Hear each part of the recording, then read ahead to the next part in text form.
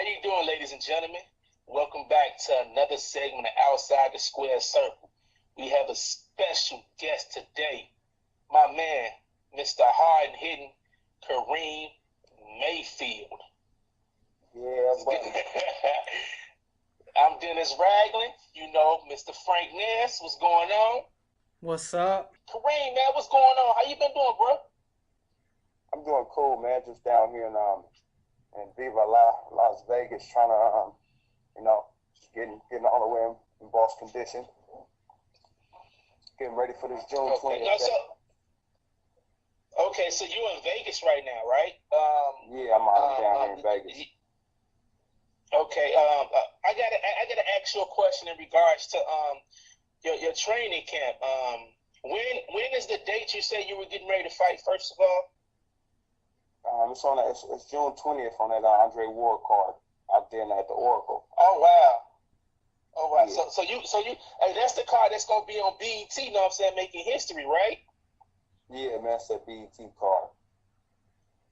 Oh, that's gonna be something great to see. You know what I mean? I definitely look forward to watching that. But with that, I gotta ask, because you're gonna be on that war card, does that mean that you're back with Virgil Hunter, or is it just that because, you know what I'm saying, you and Ward grew close over the years, so you were able to get in touch with him and get on that card? Yeah, well, I'm no longer with Virgil, and I've always been with my coach Ben Batista. If you look at any of my fights, he's always been in my corner. But anyhow, going back to your question, it's because Ward, I bring out a lot of fans, and we're real good friends, and I'm gonna bring a whole lot of people out, and we'll sell that thing out. I talked to you. You said you hadn't had an opponent yet, but I want to ask you, if it's up to you, man, who would you like to fight for this June 20th fight? Well, realistically, I mean, to be honest, let's see. Anybody in the top 10, anybody in the top 10 for the most part. I've never ducked anyone. I've never hid or played duck goose or never cherry picked. So, a lot of times, matchmakers call me and offer me a fight. And I'm like, I always tell them out the gate, I'm like, call them first and ask them. Because majority of the time, like 99% of the time when my name is submitted to them, they deny the fight. So, and that's happened numerous times, so anybody in the top 10, obviously it needs to be a meaningful fight. So I'm not just fighting for pride, I'm fighting for the prize. All right, so with that being said, that was a perfect segue to the question that I have for you, because the last dude we interviewed was coming. He knows it's coming. Was Hammer and Hank, and his side of the story was that when he had a bigger name than you, when you had a bigger name than him, he wanted to fight. You didn't want it. You lost finally, and then he wanted to fight you, and cause his name was higher, and you said no. So what's your side of the story, man? There's three sides of the story. There's his side, your side, and the truth. So we got to get your side of that whole debacle. Okay, well, to be honest, as fighters, I don't see too many people that be, that's people that's scared to fight anybody. You may be a little bit more hesitant to fight someone, but I don't see nobody scared to fight nobody. As fighters. But with that being said, I seen Jay Prince at if I'm not mistaken, he was at the war fight. He was getting ready to fight. Evan Rodriguez, and I was in the ring with Ward, and and I'm like, I seen Jay Prince. That's his manager. That's his boss. And I got at Jay. I'm like, yeah, I'm heard word around town, Jay, that y'all trying to make the matchup between me and Hank. You know what I mean? And I was really getting at him because I've been knowing Jay Prince for a long time, and it's just like I've been dealing with rap a lot for a long time, and I just like they never put me on for the most part. I was on a few cards, but I was just I've been around, and I've helped them spar with like a few of their fighters back in the past. Anyhow. And he said, yeah, man, well, he got at me like, don't take it personal, Reem, it's just business. I'm like, yeah, I understand. I'm like, shit, we can do it. And I'm like, I think that fight is worthy of a main event, HBO or Showtime main event. And Jay, basically was like, yeah, basically he like, yeah, I don't think that fight is he made it it's not ESPN worthy, so to speak. So, I'm like, well, put it together and make it happen, So there's never been no ducking or dodging, and on my part, certainly on my part, it hasn't. And I never said that he necessarily ducked me, so I'm not gonna go on here saying, oh yeah, he ducked me and all this or what have you. But nevertheless, I got at his boss, because ain't no need for me speaking to him, because it's just back and forth Twitter talk and all that type of stuff. Right. You know what I mean? So I got at the man, the man who makes the moves and pull those strings on his side of town. And I've pretty much been a free agent pretty much, my whole career, or, I'm my own man, so I speak for myself. I don't need you to go highlight my manager or what have you. So I got at Jay myself, like I said, and he just said he didn't think it was ESPN worthy, and I felt the same thing. I'm thinking, big payday. We know that different networks have different paydays, and I thought it would have been an explosive fight. So yeah, I said, let's make it happen on a bigger network. So with all that said, in terms of ducking and dodging, I saw a few of your interviews on YouTube. I forget what channel it exactly was, so sorry to whoever it is. I can't shout you out. But you were talking about Adrien Broner in a few of them, saying that, he talks a little too much and this and that. Is that a fight that you would like in the future? Yeah, it certainly is. And, I'm actually real close friends with the Shakurs, Sexual Shakur, Fanny Shakur. That's Tupac Shakur's mother and sister. Mm-hmm. And, they found out that he was talking. He said that he was going to slap Tupac, in heaven. So if he died, it was some nonsense. He was on World Star Hip Hop, and he was like, oh yeah, I seen the interview. Yeah, I'm gonna slap Tupac in heaven, I took it personal because I've been around them and I've kicked it when I'm hung with them, and anyways, it was obviously we're fighters, so, and we're around the same weight class, so that's Sexual Shakur. She got at me like, are you in the same weight class as this dude? He disrespecting Pac, and I'm like, I seen the interview, whatever. So I got at him, and if I'm not mistaken, Ellie Setback had asked him, had mentioned me to him, and I was actually expecting him to have a lot more to say, but he was like, Reem Mayfield, get your wins up or whatever, and he pretty much respected my gangster. But going back to your question, that's certainly a fight that I would like to have, and I think that styles make fights, and I think that'll be an explosive fight. Recently, you took two losses that I didn't see you taking. The one with Emmanuel Taylor, and then the Lorme fight. But you bounced back with a win. What did you have to do? Was it just a mental thing, or was you not as healthy? Because I mean, this is just me personally. You didn't seem like the same fight in those fights, but then you came back. And so did you have to get your focus back? Was it you getting back to the fundamentals? What took place in those two losses that made you bounce back with a win? Well, I don't like to speak on people, whatever, but at that time, I was training with Virgil Hunter, and he was busy at that time, and I'm naturally gifted with a lot of strength, and I think to be honest, with those two fights, I wasn't with my original trainer, Ben Batista. He had moved to Las Vegas, and it was sort of inconvenient for me to go to Vegas at that time. I had just had a newborn son, and I think I was being more I was looking to thinking that I could still get the same work in. And the trainer that I trained with, he's a good trainer, but he didn't know my style. He didn't know my how I get down for the most part, and I was training like a boxer, and I can't box, but I'm not like a boxer like that, you know what I mean? If you look at the fight, I was waiting, you know what I mean, and I was boxing. And to be honest, I feel that people are like, oh, well, you took the two losses, and in both fights, I wasn't whooped at all. I wasn't outclassed. No. I wasn't beat up, battered or bruised. You know what I mean? And it's not like I got dominated or anything like that. So for anybody to say, oh, well, you lost to Taylor or you lost to Delorme, like I wasn't outclassed like one bit. But to be honest, I wasn't with my original trainer and getting that original style. You know what I mean? Getting that original pit bull training, man. So anyways, I think that was the setback. And hey, man, now I'm back out here with my coach Ben Batista, and we moving forward. Just based off, because Hank Lundy, what he said in the interview was, after his fight and after your fight, if you're willing to fight, he's willing to fight. So, like you said, you're your own boss. So, would that be something that after this fight, you will be willing to explore because, hey, you're your own boss and you can make that happen if he say he's willing and you willing? Certainly, that's certainly a fight I like to entertain.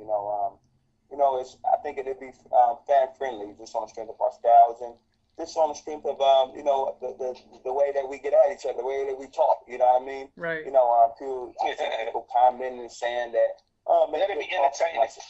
Right. And people like Mayfield talks too much to say something like that. But to be honest, I mean, everyone that knows me, I'm like super cool. I'm down to earth. I'm just one of the dudes that's like, when it's time to get down, it's time to get down.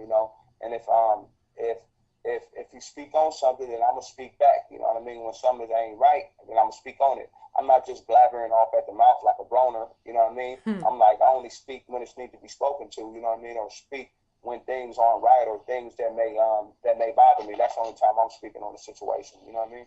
So I know you've had training sessions, sparring sessions with Manny Pacquiao. And I know going into the Floyd Mayweather fight, you were openly supporting him in that fight and picking him. What did you think about the fight? I thought the fight was, went the way that I would probably expect the fight to go. You know what I mean? I wasn't, necessarily. I definitely wasn't betting against Floyd. You know what I mean? I actually didn't even make a bet. I was actually going to bet on the draw, but I ended up getting to my sports bet people, and then. Anyways, I thought the fight was, pretty Floyd Mayweather-ish. I would have liked to see a little bit more action. I respect that he's, he does his thing and, he likes to, pretty much come out of a fight unscathed. I mean, who doesn't? But I don't know, for that mega fight, to be so epic and how the media has set it up to be and how the world was expecting, I just would have liked to see a little bit more punches, you know what I mean? He didn't throw too many combos in that fight, you know what I mean? And I mean, for the most part, dude is a great puncher. So, I mean, I can understand why he was being safe. But at the same time, for the fans, I would have liked to see him, probably do a little bit more, And it's how I was excited. I went to go watch the fight at my man DH Mansion, and out here in Vegas, and I was rushing to get to the fight, like literally doing like 100 on the freeway. You know what I mean? And then after the fight, I'm like, damn, I almost went to jail for that. You know what I mean? It was just like, right. It wasn't, it's, and it's actually, it seems like the fight didn't even happen. You know what I mean? It's like nothing that's, you know what I mean? There was nothing epic at all about the fight, but the build up. Well, just another thing touching on that topic. What did you take away from your sparring sessions with Manny Pacquiao? Like, what do you think is the biggest thing you learned from sparring with him? That feet work is everything, man. The dude was, putting feet work and angles. I took a whole lot from him. That feet work and angles was, and everything. You know what I mean? It's not just about throwing hard. It's about moving, position. It's about a whole lot. And another thing I took out, I got a lot accomplished from those sparring sessions, and I got actually a lot of I was noticed a whole lot of people, tuned in to watch to see what happened in a sparring session. And, to be honest, I'm actually looking for the footage right now. And this dude named David Ali has the other 4 rounds that our Top Rank made them take down. But it was 5 rounds.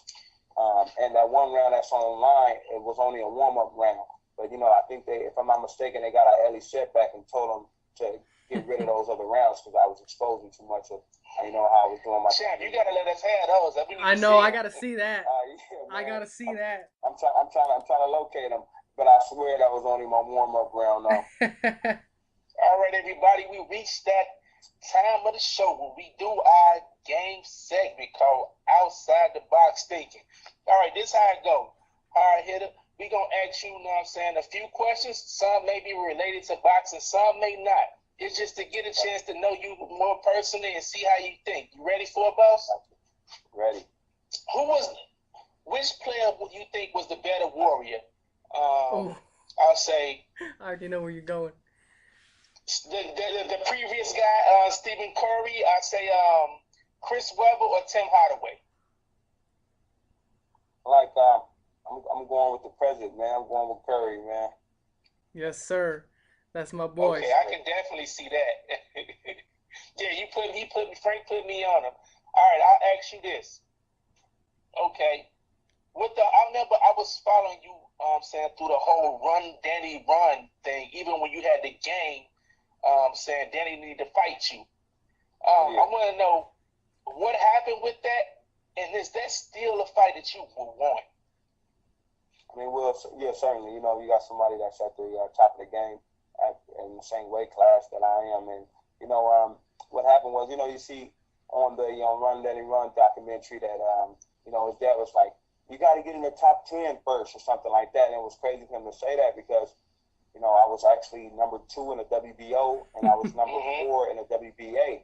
So for him to say that, it was pretty ludicrous, you know what I mean? And, you know, I realized that, you know, they brought people because when I got flew into camp, you know, I had just did a video and I was rapping, calling them out. And they called me a month later, like, you want to come to camp and spar? They offer us a pretty decent amount of money, and I'm like, let's do it, you know what I mean? But I was just like, it was kind of weird. I'm like, is these dudes trying to set me up? And my big brother, Broner Mayfield, like, the only way they can set you up, he's like, they ain't gonna do nothing shady, but the only way they can set you up is, you know, have you on tape getting whooped. I'm like, okay, well, that's not a problem because I know that ain't gonna happen. So I flew down, and as soon as I flew down, as soon as I got in the car, you know, Angel picked me up, his dad. And I'm like, hey, Angel, why did you guys pick me, you know, to be a sparring partner for Danny? I fight nothing like Eric Morales. He was getting prepared to fight Eric Morales. And Angel replied that Al Heyman felt that you was a good fighter and that he just wanted, you know, some athletic people to be in there with him. So, but as I started to do a little bit more research, a friend of mine, Mike Dallas, you know, told me that they pick up. Normally, his sparring partners are top 10 guys. They are like guys that's in the top 10, maybe top 5. So maybe they were trying to see who would be conducive to a style and who wouldn't. And I guess they figured out that I wasn't the best to be next to a style because, you know, like I said, it was guys that could have been literally, it was like all top 10 guys in sparring in camp with them. So I'm assuming that they figured out who was conducive to a style and who wasn't. If you had to pick a guy to walk you out, a rapper, would it be Mr. 5 E40 or let's say Too Short? Good question. You know, I rock with Fab a whole lot, and you know, E40 is hot right now. Too Short is a legend. You know, but to be honest, I say I rock with Fab, man. You know, Fab, he's you know, he does a whole lot for the community. You know what I mean? Every year he gives away this big backpack giveaway, and not only that, he did the clothes drives. Yeah, exactly, and he does a whole lot for the community, and I commend him for that, and I respect people for that. You know, they go out their way and they're not giving to charity to be seen or doing it for media or doing it for PR.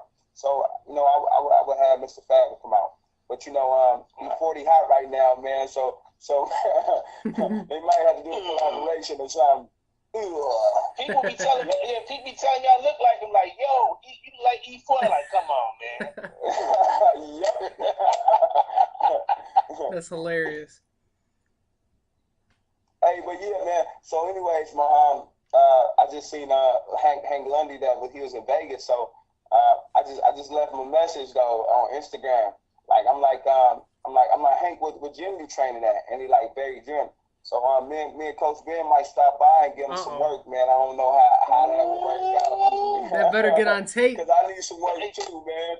You know what I mean? Man, promise me tape. Man, you'll tape it and let me see it, please, man. Certainly. We gotta but post you know, that. yeah, but you know, man, I'm one of them dudes. You know, I can leave my pride at the door. You know what I mean? If I need to get some work or if it's beneficial. You know, because it actually got a little bit real sick though when me and Hank Lundy was going at it. You know, I got threatened. My life got threatened, man. You know what I mean? And you know, I had to my life got threatened, man. And I'm like, I got at him, like, man, I'm talking about this business. You know what I mean? I'm trying to get this money. You talking about the street life? I'm certainly from the streets. You know what I mean? But I'm like, you know what I mean? I'm like, we'll leave all the other fish at the door. You know what I mean? We'll leave that and get this paper. You feel me? I'm like, but I got under the skin with the memes that I put up. I put some pretty funny memes up, man. But nevertheless, man, man, hey, man, at the winner, I'm ready to take the winner of that fight because I beat Herrera up already. I beat him up on HBO already, and yeah, man. So I remember that. I like to take the winner of that fight. Not to cause any controversy amongst anything, but I've always wanted to ask this to a boxer. Who do you personally believe is the most overrated boxer on the planet right now? Ooh. That's a good one. That's the most overrated at this point right now. To be honest, say Triple G. Okay. I would. I like him as a fighter, but I want to see him get in there with a dog, man. He get in there with these guys that, the dude, Rubio, he had a good record, but how long was he off for? Mm-hmm. You know what I mean? It's like, come on now, and you got to think about you got to do a little bit of research with, or if you know your boxing, if you're a boxing, historian, or if you're a boxing, if you're, part of the, part of the game, man, you know, reasons why they pick certain opponents. For instance, Monroe, 6 KOs, you know what I mean? And that's a part of boxing, but they're really bigging him up, obviously, to be the next superstar. And I just think, honestly, I think he's overrated at this point. And you know what's and while you're saying that, you know who I think that's underrated? My man Demetrius Andrade. Yeah. AKA Bugatti, man. He is. He's a 154-pounder, WBO champion, and it's like, why isn't his name getting mentioned at all? Why doesn't his name get mentioned at all? Like, you don't never hear him, and nobody never really calls him out. And he's undefeated. And why isn't he fighting? I don't know if it's the business aspect of things or what, but he's somebody that needs to be in the mix. You know what I mean? And he showed great promise, and they just need to stop ducking him, or I don't know what's going on with him and his manager, Star Boxing, but yeah, man, they need to get Bugatti in the mix. I agree with you, and actually, I'm gonna preface my next question with this because you made me think of a really good question. The business side of things when it comes to boxing, I understand it. I've watched the game long enough where it's there and I accept it, but I also think it's complete bullshit because someone like Demetrius Andrade should be getting bigger fights. So with that being said, a lot of people think that the reason these big fights don't happen, or people like an Andrade, underrated fighters who've been winning, undefeated guys who have good track records, that they're not getting fights because of the politics. So what do you think could help that? Would maybe only one belt in each division help fighters like that? Or just better fights being made? Yeah, a lot of times, with the politics of the game, or should I say politics, I was just offered, to fight Ray Robinson on this Ward card, and he didn't want. I thought I was gonna fight him, and his promoter was like, "Yeah, I'm like, well, I went back. I'm like, ask him first, because normally when they say Mayfield, they go, it don't be. He's like, this promoter like he'll fight anybody. I'm like, okay, so let's make it happen. They called me a week later.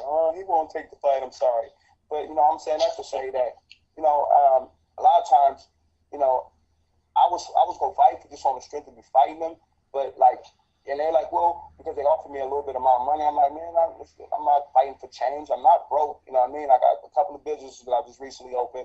I'm not broke, and y'all trying to offer me petty change, and I know I'm gonna bring a whole lot of people out. I'm saying that to say that, I'm like, I told them, I said, man, that belt don't mean nothing. You know what I mean? I'm like, the NABO title don't mean nothing. You know what I mean? It's really on who they want to match you up with, and who's promoting the fights, And to be honest, it looks like all roads lead to Heyman, man.